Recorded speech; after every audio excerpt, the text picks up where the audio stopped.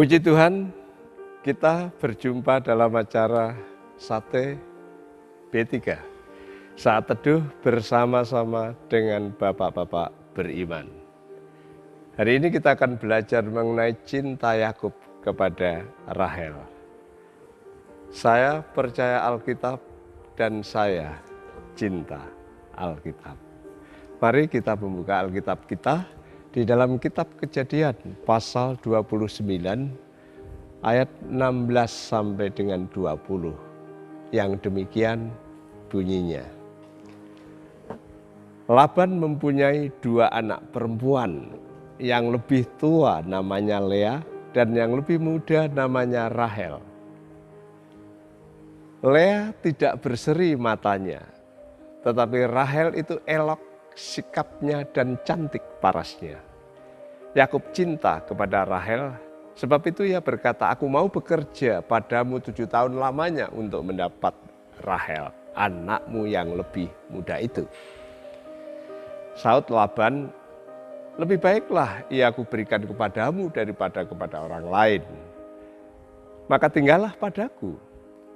Jadi bekerjalah Yakub 7 tahun lamanya untuk mendapatkan Rahel itu. Tetapi yang 7 tahun itu dianggapnya seperti beberapa hari saja karena cintanya kepada Rahel. Kawan sehati dalam Tuhan, setelah Yakub sampai di Haran, bagian dari wilayah Mesopotamia, dia bertemu dengan Laban pamannya. Laban memiliki 2 anak perempuan, yang lebih tua namanya Lea dan yang lebih muda namanya Rahel. Dan Yakub jatuh cinta kepada Rahel sehingga dia rela bekerja selama 7 tahun di ladang pamannya demi mendapatkan Rahel.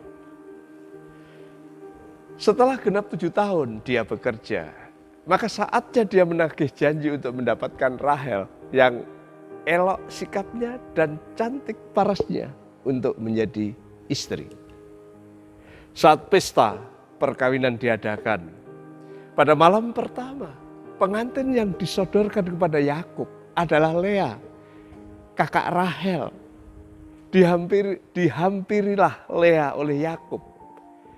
Dan pada pagi harinya, barulah Yakub tahu bahwa yang dihampirinya semalam adalah Lea dan bukan Rahel. Kawan sehati dalam Tuhan, kisah ini menarik untuk dicermati maknanya.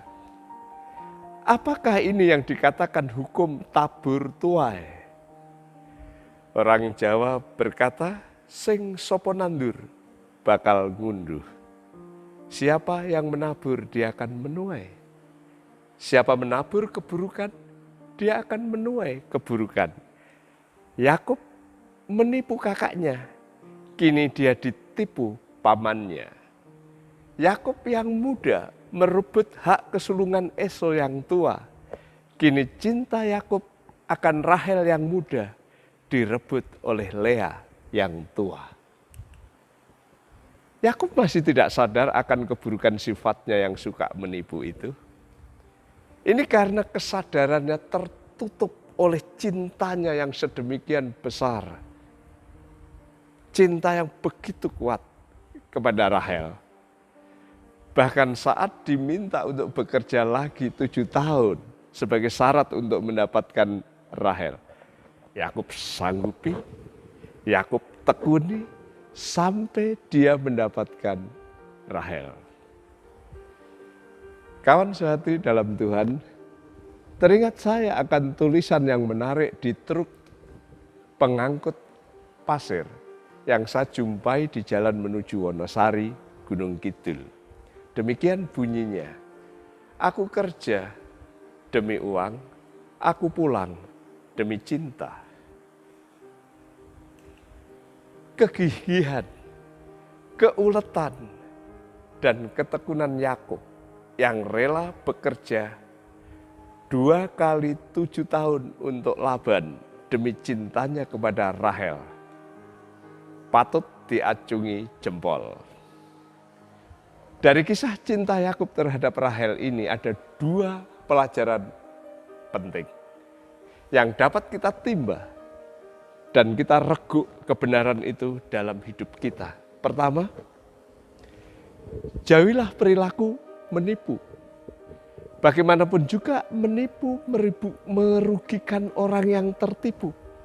Tetapi juga yang menipu, karena cepat atau lambat penipu akan ditipu.